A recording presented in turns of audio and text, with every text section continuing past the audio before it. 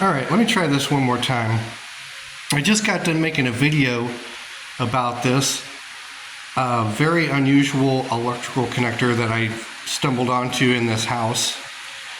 Last remodeled in 1979, and I've never seen anything quite like this before. Been doing electrical work for all of my adult life and then some, and I've never seen anything quite like this. Not only is it a peculiar connector, but this set screw is also of the same plastic, bakelit or whatever it is, as the shell is.